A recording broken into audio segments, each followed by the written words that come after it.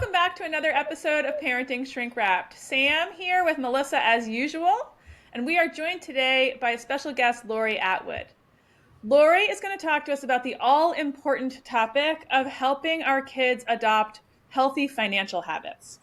And she brings to this conversation expertise as the founder and CEO of Fearless Finance. She's also a CFP professional. She created Fearless Finance to make expert fiduciary hourly financial planning accessible to everyone with no sales, no minimums, and no judgment, which I think is really important as we talk about our own financial lives. We're not all comfortable with our own, dealing with finance. Lori's been in finance for over 25 years, starting in investment banking, asset management, and private equity before starting Fearless Finance in 2016. She's joining us today from the Washington, D.C. area. Lori Atwood, welcome to Parenting Shrink Wrapped. Thank you so much for having me.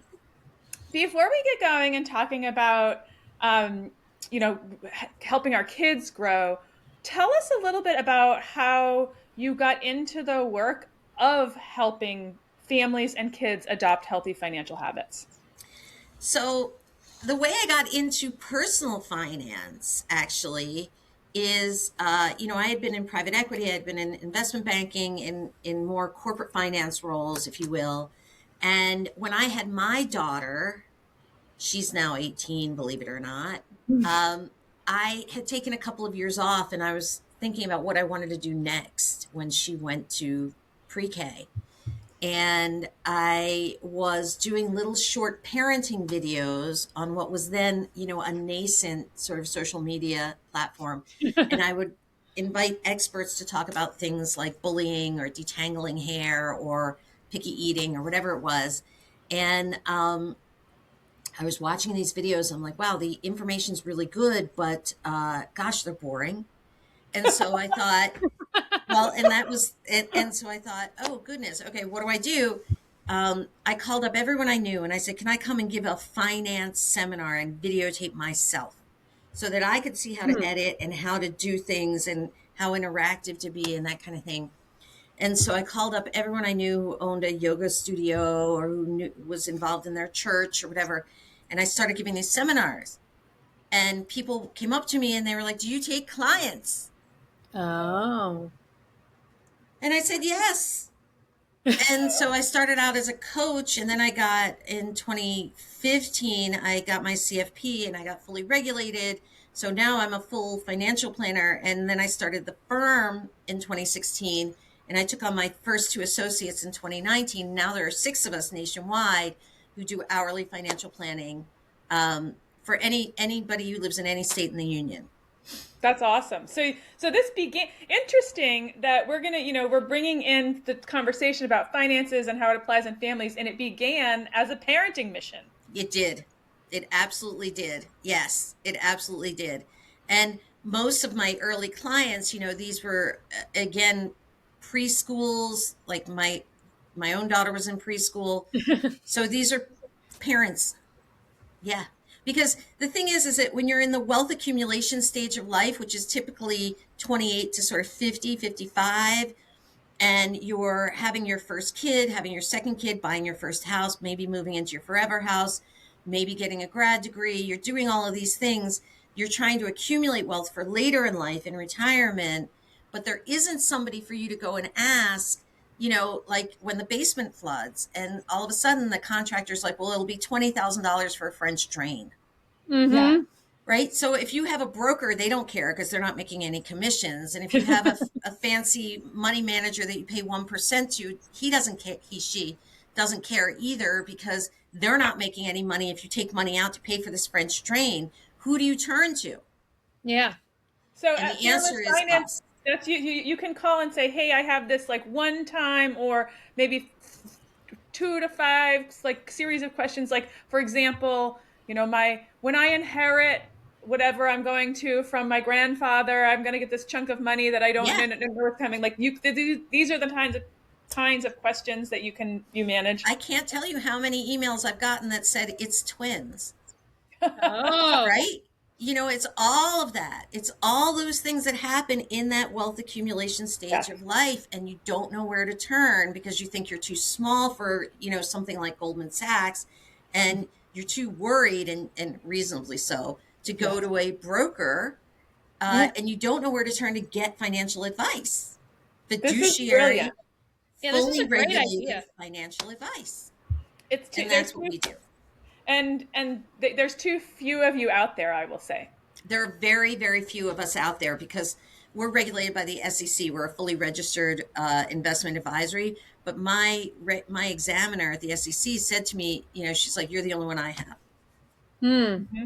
Yeah, it's hard to find. It's hard to find someone who does what you do. And Yeah. um, so, I think parents are trying to like accumulate the knowledge that you have for themselves in this piecemeal slapdash way because and pass this on to our kids.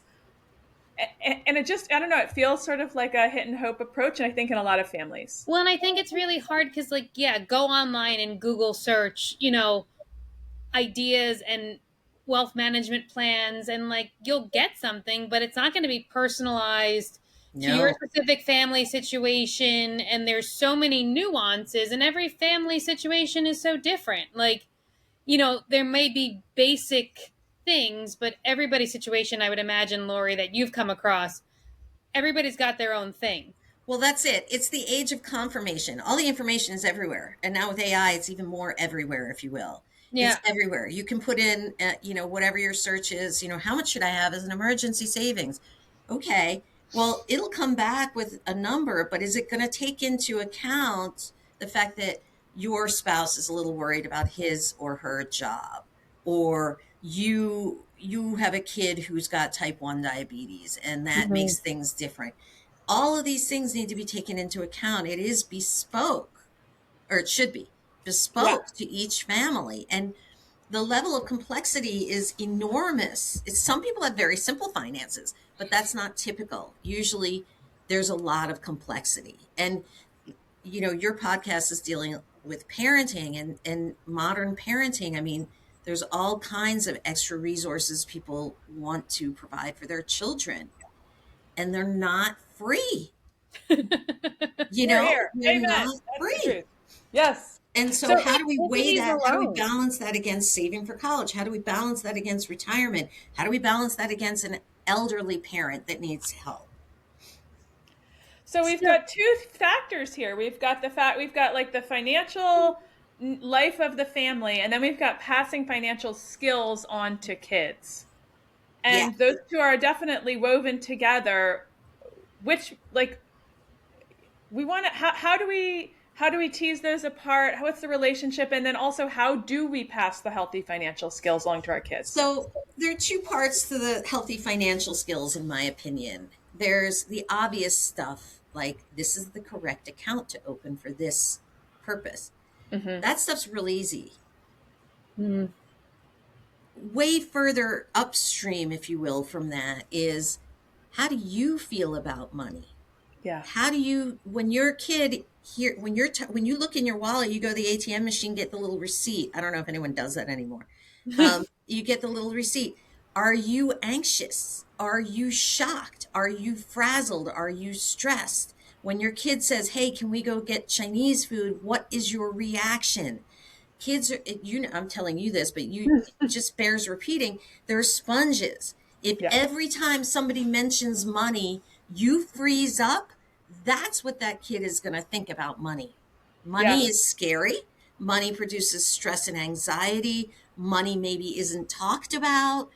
Money maybe is what mommy and daddy yell about. There are a million different outcomes there. Yes. And so the Yeah. first thing you have to remember is that every single way that you react, they're sponging up About money and everything else. Like in my own household, everything I else. remember my parents, just by virtue of like what kind of happened in their personal lives, neither did as well as their parents had before. Oh, Right. So interesting. like both came and and so in my household, particularly this message was from my mom, there was some disdain for those who had more than we did. mm, And so Yes. like Right. So, and I'm sure that that was just managing her own psychological stuff, right? Mm-hmm. So, like, there was like, always kind of looking down their nose at excessive spending, or if we drove by a big house, I would be like, beautiful home, and my mother would say something like, oh, like an extravagance unnecessary, something like that. So like, Yep. that's the kind of messaging I was getting. Like, as you're talking about it, I remember that distinctly So growing up. you're aware of what's going on, and what happens is that everything is happening so fast, when especially when you have little kids, you may not be on top of how you're reacting to things. Mm-hmm. Mm-hmm. And Yeah. so the most important thing when it comes to modeling, in my opinion, is if there are two adults in the family, how do you communicate about money? Is that screaming and yelling, or is that like, hey, let's do that, whatever it is? Yeah. How do you react when money comes up, or when there's an expense, the basement floods? I blame everything on the basement, but when the basement floods or whatever happens, the car needs a repair, how do you react? In my family, I was a Pell Grant kid. My parents were below the poverty line. It was always don't answer the phone, right? Oh. So that's kind of severe. Mm-hmm. And Mm-hmm. I would never want anyone to have to go through that. But money was the main source of fear and stress and anguish and all of those things in our home. And Mm-hmm. so reducing that by having a plan as the adults in the family, and knowing what you're doing and being comfortable with what's going on with your finances, automatically the stress level goes down, and you are modeling much less stressful behavior to the children. Yeah, I agree. I And the mean, same I with mean, the I communication. Lori, do you see situations where, not even necessarily for folks that are below the poverty line, that are obviously that is a significant stressor That's of its much more own, extreme. but I would imagine like majority middle class America, and I could be wrong, like they don't have a plan, and a lot of them are flying by the seat of their pants. Yeah. In fact, there's a And lot of then when those statistics. emergencies come up, like the car repair or the basement flooding, that's when stress and it all falls apart. Yeah. And there's some phenomenal statistic. It's crazy that 60 or 70% of Americans don't have enough for a $4,000 emergency, or don't quote me on that statistic, but it's something close to that. And that's extremely frightening. yes. And those things come up all the time, and they inevitably go on credit cards. And that's how we get the building of credit card debt. Mm-hmm. And so the first thing to work on is a cash cushion for two different things, right? What I like to say to people is, you want to have, let's say it's a family of four, you want to have, depending what area of the country you live in, $2,000 to $5,000 of cash for the oopsies, the rainy day events, the basement, the car, the dental work you didn't know you were going to need, whatever it is. But then you need to have 3 to 6 months of your expenses for emergencies, where emergencies are defined as a total loss of income, Mm-hmm. not a car repair.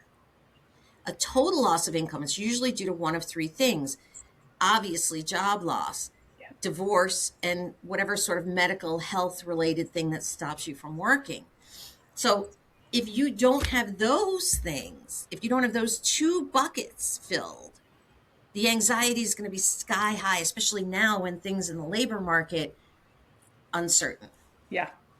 And when we think about kids too, and like passing those messages down to our children, now kids don't need 3 to 6 months worth of, living expenses, but I do think there's some benefit to like talking to your kid about keeping a pad for an unexpected expense, which for a child might be like your friend invites you to the movies, and like if you want to be able to pay for a You need ticket, and 20 I don't, bucks. right, and I don't know what different Yeah, families, you know, rules or guidelines are around what parents finance and what kids are responsible for themselves. But that seems to be something that should be like that's good practice for sharing with your children too. it's true. And my best advice, and what I did with my own daughter, is start allowance. Mm-hmm. First or second grade, when the kid can add and subtract, Okay. different for every kid. Start allowance, $1 for every year of life per week.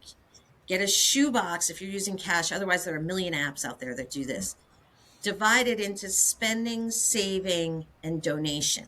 So we can actually see physically the difference for younger kids that's Yeah. pretty, actually We even older kids. we had a box. And so my daughter had, each year she liked to donate to the rescue that we got our dog from.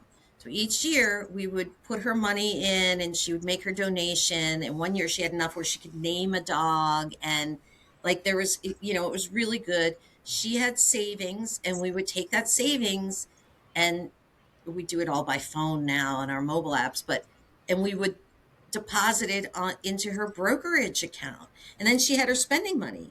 And just by way of example, I don't like for allowance to be matched to chores. I was just going to ask that question. Yeah. Of course, because everyone has that question. Right. Why not? Why not? What's the problem Because my kid has chores, because that is the only thing that's going to make her a tolerable human being to coexist with, right? And I don't have any degrees in child psychology like you do, but honestly. And so there are plenty of good reasons to support chores in addition to making them tolerable, but like it's resilience, responsibility. All of those There's lots of research to back up what you said. Proceed. But if you link the money to it and she doesn't need the money, she's going to tell you where to go with that chore. And so if it's something over and above, if she and she did this, I forget if she was in 8th grade or 9th grade. And she said, I really want to buy this sweater and it costs this much and I need extra money. And I'm like, well, the fridge needs to be cleaned out. And she did it. And I paid her. So if it's over and above, responsibility, yeah, if it's over and above, you definitely can pay the child for over and above, kind of shoveling driveways, whatever it is.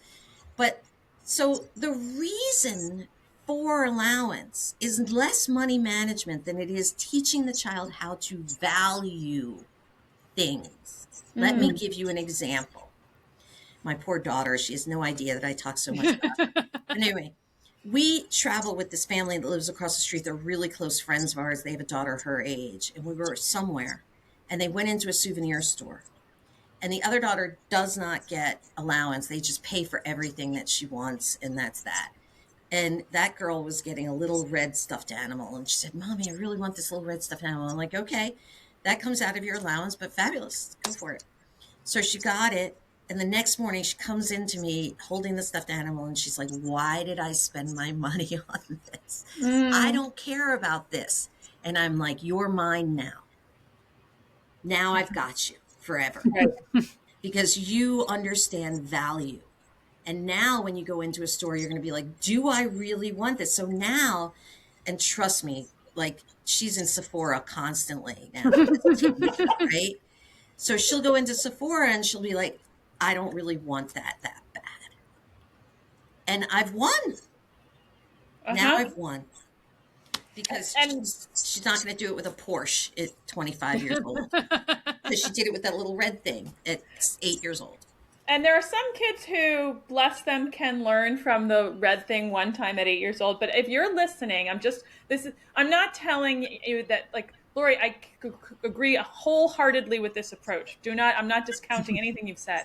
But I want to make some of our listeners feel better. If you're like, I have a kid who did that and they were regretful and then they did it 6 more times in the same month. Yeah. Right? Like that's okay. Yeah. That is okay. That is okay. Sometimes hard lessons take a while to become ours, to own them. Yeah. That's no problem. The key is that it's still done with a little red thing and not with a house and not with a car and not, so we want to get these habits young, even if the habits need to be repeated. Yep. And if you've got a child with any kind of executive function delay, it's going to be repeated and you can expect it not to sink in for 2 to 4 years later, until 2 to 4 years later than their same age peers. just Absolutely. Just as an FYI. And you know what I think is really challenging today that we didn't face as kids is that it's very easy to pick up my phone and order something off Amazon and it's there the next day. And you don't see the money. You don't Yeah, it's have a one or You hundred see two. the bucks. money, nobody uses cash anymore. Everything is on a card or people are paying with their smartwatches and their phones. Like I can just tap this and my groceries are paid for. Yes. That's exactly right. And that can be really hard. In fact, there are qualities about that mirror addiction, right? And Mm-hmm. it's very, very difficult. And so I say to people all the time, cash is still okay. Yeah. It is. It's still okay. And my daughter has a high school checking account and she has a debit card, and that's how she pays for things. And she has to hand it over and she has to see what's in it. That's still a good lesson to learn.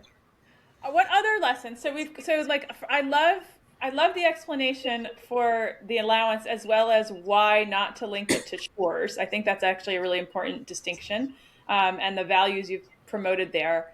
Are there other things that parents should be mindful of in terms of policies or rules or guidelines or just systems they put in their place in their house or don't to support good financial habits?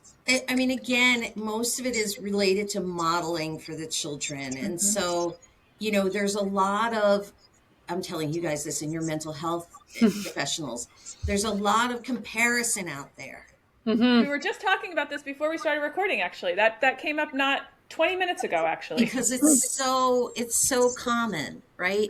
There's so much comparison out there. And if the parent is like, we don't drive the right car, we don't live in the right house, we don't wear the right clothes, you're not in the right activities, you're not whatever else there is, that's all going to go down to the child. Mm-hmm. And so I say to clients, and I did it with if my daughter were standing here, she would tell you that this is how I was. I was like, one activity. You don't need to be overactivityed. And, birthday parties can get competitive now. Oh yeah. Oh, yes. And I was always one of those kids. I got to pin the tail on the donkey. The kids all came to our house. We got some cupcakes. And people would always say, this is the most fun party because it wasn't so regimented or whatever. And those old ways still work, but Mm-hmm. you have to be confident enough to do them. As a And that parent, can be hard. yes. So like living within your means and not, um, It's always the right advice. It's yeah. always the right advice. I mean, Charlie Munger and Warren Buffett, they're billionaires. Charlie Munger just passed on. In their late 90s, they still say the most important thing is living within your means, Mm-hmm. period. That's what you model for your children. Not that it's more important that you drive a certain car or your house looks a certain way or you're in a certain activity. The most important thing is that you live within your means, period. Are there benchmarks for like financial knowledge that kids should have? Like in schools, for example, we have kind of curricular benchmarks for when you teach, like you don't teach fractions to kindergartners, right? You No, start no, introducing, no. right? Or like you're not teaching like the 5 paragraph essay to a second grader, but like you're moving towards certain like benchmarks for kids to understand. Are there financial benchmarks that we should There know about? aren't. And trust me, if there were, there should be for adults Yeah. too. I mean, Yeah. I don't think this is restricted to children, but there aren't. And so, like I said, with allowance, you need the kid to be facile with adding and subtracting. Otherwise, it's unfair, Okay, so right? there we go. There's a benchmark. Help them That's with a their benchmark. math That's skills. first or second grade. Yeah. Yeah. So have them make sure that they're happy enough to add and subtract. And then I like to introduce a bank account, a checking account in high school, ninth or 10th grade, depending on your child, with a debit card that they can start using Mm-hmm. and start like it. For my daughter, there's no cafeteria. She's in one of those magnet schools, like, and it's in a building on a college campus, blah, blah, blah. There's no cafeteria. So she had to go out to eat a couple days a week. So we had to introduce the debit card, Mm-hmm. Mm-hmm. Otherwise, you're walking around with cash. And cash and losing it and whatever. And nowadays, as you rightly point out, very few people use cash. So you Yeah. want to introduce items like debit cards and accounts and what's the difference between a debit card and a credit card. Those conversations should be had in ninth and 10th grade. Okay. Okay. Earlier if they're into it, but in ninth and 10th grade to yeah, I was prepare going to them say, for Lori, college. like I have a sixth grader, and we're actually kind of starting this process and talking about getting him like a debit card at this point because he's responsible and like he has an interest. Every And kid is different, exactly. So she had one of those like cards that we put money on, and then she could use it. yeah, I found that to be too inflexible and too difficult.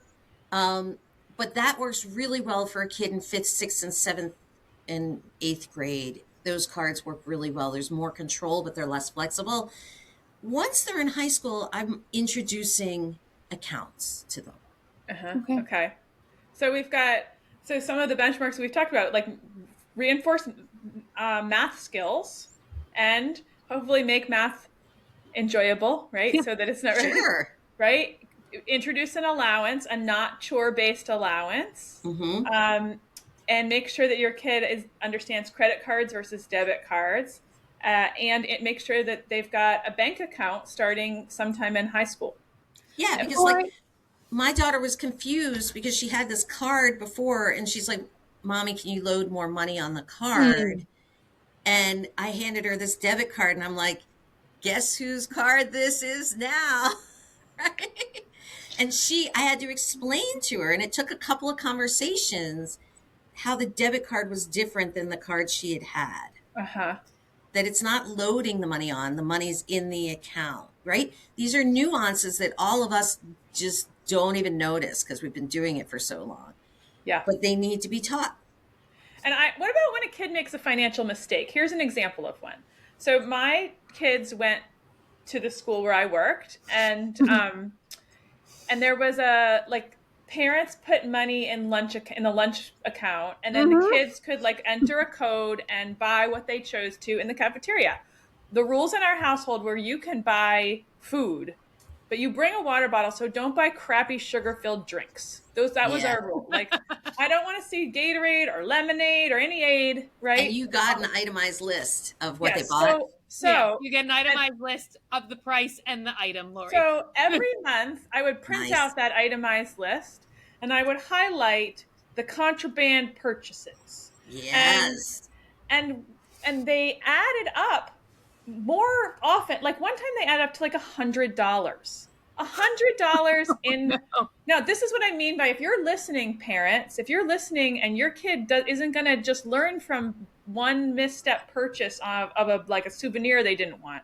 I know that child. I know that kid. Yeah. So it was $100, and so what we did, and you can tell me if this was not right, or we said, well, we will give you a rate of $10 an hour for household above and beyond household chores. Looks like you owe us 10 hours, and our leaves got raked. I think that's over great. 2 weekends. I think that's fabulous. I mean, that you're attaching real consequences to their choices, and they are seeing it real time because once they're a little older, I don't know how old your kids were in this. That was middle school at the time. That was like once they're- 7th grade. Yeah. Once they're in high school and they're a little older, you're introducing more, sort of, pardon this hideous metaphor, more rope for them to hang themselves with, right? So I'm saying to her, I load your allowance and she babysits and pet sits. They pay our family account on Venmo, and I just move the Venmo to her account. And pardon me. And I'm like, this is yours. So you need to figure out if that Gatorade's worth it, or that sweater at Brandy Melville. I hear ya. I got one of those too. is more worth it. You need to parcel it out, and they need to make those mistakes. They need to rake the leaves. Yes. To learn so that they're prepared when they're in their 20s to not make those mistakes as frequently. Mistakes will still happen, by the way. Lori, my question was a little different in a totally different direction. So you talk about kind of having like the savings, like investment side of things. And obviously you have a background in investment banking and asset management. When did you pull your own kid, or when would you suggest kind of pulling kids into the more in-depth idea of like, hey, this is a high yield savings account, like this is a money market, this is a stock, like, and there's different levels of risk obviously associated with all of those. Yeah. When would you introduce that concept? Because in my mind, most kids, unless they go into business or finance, they're not getting a college education necessarily, and they're not getting educated in most high schools about necessarily how all of that aspect of life and They're finance not. works. They are not getting any education in that, and it's a real vacuum in our education system. It truly is. So, me personally, I want the kid going to college knowing that stuff, Okay. and That's so where my thought was at. yeah, high school's the right place. My daughter has a little Vanguard account. Well, now she's 18, but when I opened it, she was not 18, so it was in my name, but it had her nickname, Mm-hmm. right? So it was separate from me and my husband's, stuff. So, and I said to her, I sat her down, I explained what index funds were and stocks and the market, and she freaked out. She's like, Yeah. no, no, no, I don't want to invest anything. I can Right. lose it. Too I don't much. want to. And so I held her hand and I was like, we need compounding and we need growth and you're so young. And I got her on board for a few $100. Um, but you get to learn a lot about your child and their appetite for risk and how they see that kind of thing. And it's really, really excellent. What I do recommend, since you gave me the opportunity, I'm going to say it. What I do recommend is if you do open a brokerage account for the child and the child's whatever, 15, 16, 17, what from an investment perspective, you want to introduce them to passive investing, meaning index funds or ETFs of index funds. You, it's fun to be like, oh, I just went to the Gap, maybe I'll buy Gap stock. But that's not really the investor. We want people to understand the idea of diversification and being in index funds and that's the best way to go. And there And is a lot to read on that, fortunately. yeah. And the importance of like investing young in slow growth. Compounding. Yeah. Yes, right. Like slow growth, but less, but predictably growth oriented. Yeah. You And know, places. that's another math lesson, right? Compounding interest and all of that, and understanding risk. And those are concepts that you can absolutely start discussing when the kid is in high school. As we wrap up, I have a question occur to me. We opened by talking about fearless finance and how parents, or not parents, but clients can bring their personal finance questions to you and get advice and guidance and a roadmap for what to do next. Could parents bring their questions about their personal finance and how to like transmit that or set their child up for the best success both Of course. educationally and financially? Is that something that you work on with clients? Absolutely. We absolutely do. We have a number of adult children of clients, and it's like, oh, my kid just graduated college. I want them set up with the right accounts Mhm. and everything else. And they send their children to us. That happens all the time. We can't engage with anyone who's not 18, but I've had clients have the child sit in on the meeting, especially Awesome. paying for college. Kids, it's weird, but it is true that kids don't often understand the order of magnitude Yeah. of a college education, especially if you live where I live, which is Washington, D.C., and there's no state school, right? So there's no option for SUNY Stony Brook or University of Maryland. There's nothing. Yeah. And it's an eye-watering amount of money. Mm-hmm. I have two in college at the moment. Yeah. Yep. Hmm. So it's helpful. And then I used to teach a seminar for kids going off to college, like what accounts they need and how they can manage their money. And so people come to us for that as well. That's awesome.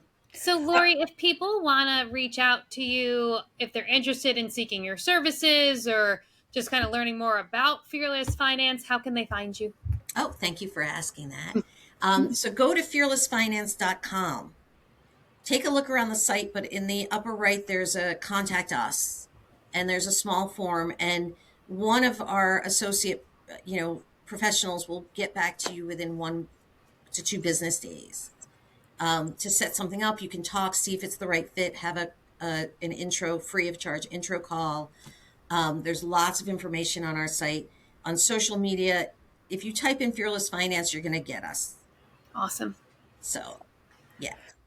Thank you so much for bringing so much amazing information to a topic that I don't think gets discussed enough. Even on social media platforms and in families, I think a lot of families avoid this topic because, as you pointed out, it's usually a point of stress because it's coming up at a bad time. So I really hope our listeners take advantage of this conversation, as well as kind of seeking out your guys' website and information that you Absolutely. have out there. So thank you so much for joining us, Lori, and to all of our listeners. Thank you for joining us for another episode of Parenting Shrink Wrap. We love you. We love your kids. And thank you for raising the next generation of world changers. Thank you for having me.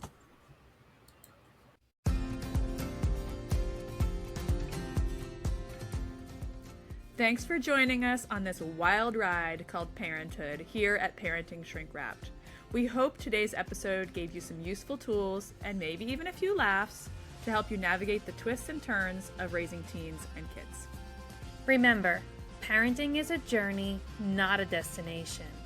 And no matter where you are on the road, we're here to help you stay on course. Whether it's monumental meltdowns, teenage turmoil, or just the everyday chaos, you don't have to travel this path alone. So until next time, keep your seatbelt fastened, your sense of humor intact, and your eyes on the road. We'll be back soon with more compassionate conversations and practical strategies to support you and your family. Don't forget to subscribe to Parenting Shrink Wrapped wherever you get your podcasts so you never miss an episode.